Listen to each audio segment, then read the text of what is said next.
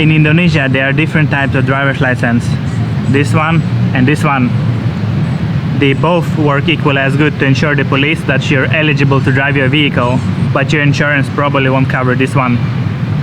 Hi, I live in Bali and I just got my driver's license. I will share my story to entertain you and to teach you how to do it yourself. I think you all know how to get this type of driver's license. Just go to your local ATM.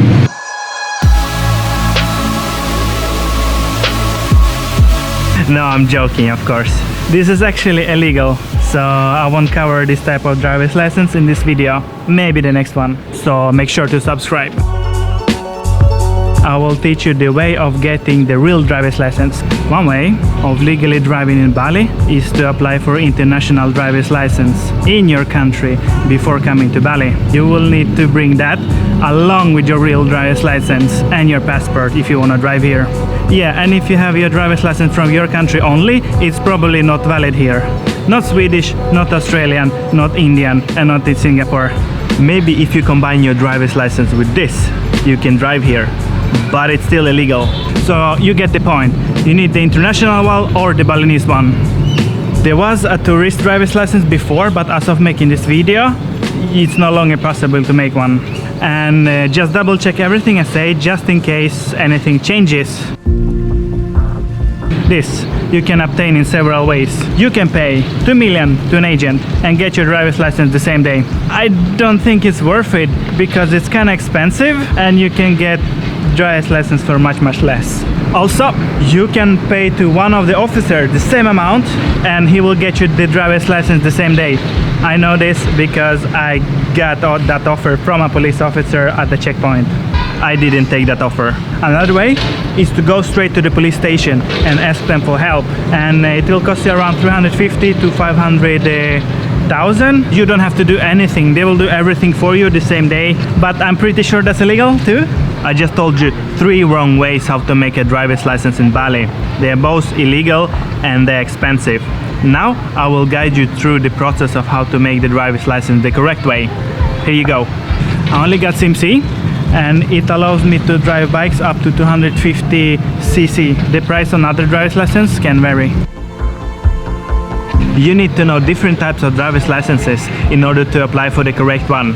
In Indonesia, they have 3 different driver's licenses, A, B and C. SIM A for cars up to 3.5 tons. SIM B is for trucks and usually it's reserved for Indonesians. You are eligible to make SIM C or SIM A if you're Indonesian, if you have KITAS or KITAP. So basically, if you have one of those visas that allow you to stay here longer than 6 months, you can make a driver's license. Also, if you want to drive a car and a bike, you will need 2 driver's licenses, SIM A and SIM C.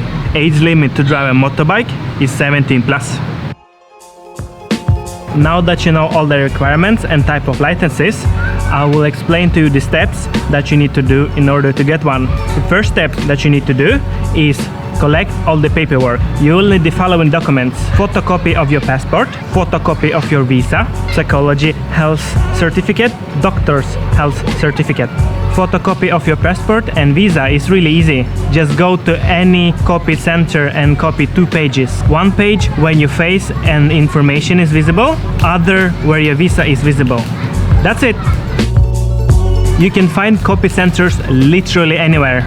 Just search for the Canon sign or a sign that says copy or a printer center. Use Google Maps to find the nearest one. Psychology and health certificate used to be in the same building, but not anymore. Their contract expired and now they are in 2 separate buildings, but both are still kind of close to each other. To get the psychology certificate, you will need to do a test. It's a mild form of IQ test where you have to fit shapes in the correct slots and a stability of the personality test. It's like really easy. If you're calm and have passed the first grade, you should pass this test as well. The prices for different packages are visible, so there are no shenanigans going on. Different licenses will be differently priced. People who work here speak really well English, and the test is also offered in English. Overall, it was a really good experience. You will get the papers that look like this after passing. Health test is done at a different location, also really close to the police station. I paid 25,000 for this test to make CMC, and that's what everybody else pay. This test consists of measuring your pulse and make sure that you're alive and that you're not colorblind. They also speak really well English here, so yeah, don't be shy, they are nice. Now, after collecting all the documents, you are now ready to visit the police station. Be there in the morning and double check the opening hours, because one time when we were there, they closed after lunch. There is also a dress code that you have to be aware of. Just avoid shorts, skirts, flip-flops, or revealing clothes and you'll be fine. You will go to the front desk and tell them that you want to apply for the driver's license. They will hand you a document that you will need to fill out. And also, bring your own pen, because somebody stole all police pens here. Good luck. Okay, so we have filled up the form, and here's where we stumbled. Firstly, the form is in Indonesian, so you have to bring the translator with you or use Google Translate. Secondly, the religion. In Indonesia, there's actually 5 religions, so if you don't have any religion, I have no idea how you fill it up. This form. And then they ask you for your blood type. I have no idea what my blood type is. So, yeah, that's it. After you filled everything out, you will put all the papers inside. You will go back to the front desk and ask them for the queue number. They call about 15 people at a time, and you will have to go inside when your number is up. We were not allowed to film inside. What happens is, you will be seated and the police will explain the whole procedure in Indonesian. Be quiet and listen. You can ask questions afterwards. You will pay after everything is done. You're not allowed to pay at any other stage in the process. That would be a bribe. They will take pictures and take your fingerprints. After this step, there's only written and driving test. The theory test is really simple. If the picture breaks any rules, then the answer is wrong. If the picture follows the rules, then the answer is correct. That's simple. Also, if you speak Indonesian language, then you don't even need to know the rules of driving. Pengendara merah dilarang melintasi, marka membujur tunggal tidak terputus. Benarkah yang dilakukan pengendara merah dan biru tersebut? They provide the correct statement in the beginning of the questions, and then they ask you whether or not the picture breaks the statement. So, for example, you have to stop at the stop sign. Was the blue driver correct? Then you look at the moving picture and see if the blue driver stopped at the sign or not. Be sure to be ready. You only have 30 seconds per question. You're not allowed to go back. After the test, you will be given a score. You will need to answer 21 questions correct to pass the test. It's kind of funny how easy the test is, but the policeman will definitely make it harder for you. They will try to make it more complicated. They don't explain anything because they want you to ask them for help. If you give in and ask for help, they will be expecting something in return. That's the most shocking part in the whole experience for me. I'm not used to Indonesian hospitality.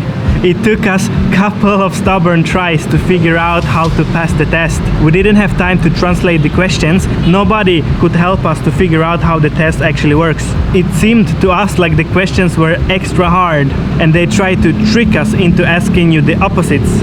But in reality, we figured out that the test was unbelievably easy.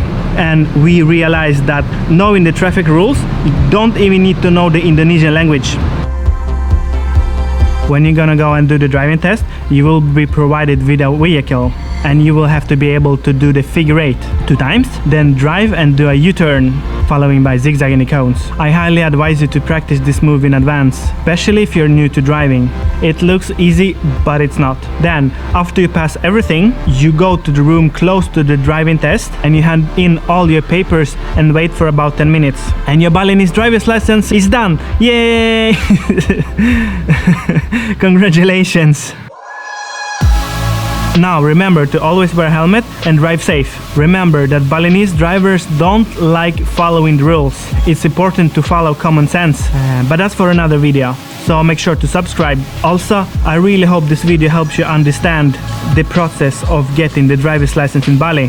Now you may share the video with your Bule friends who's living here. Like if you like and dislike if you dislike, but I know you like it.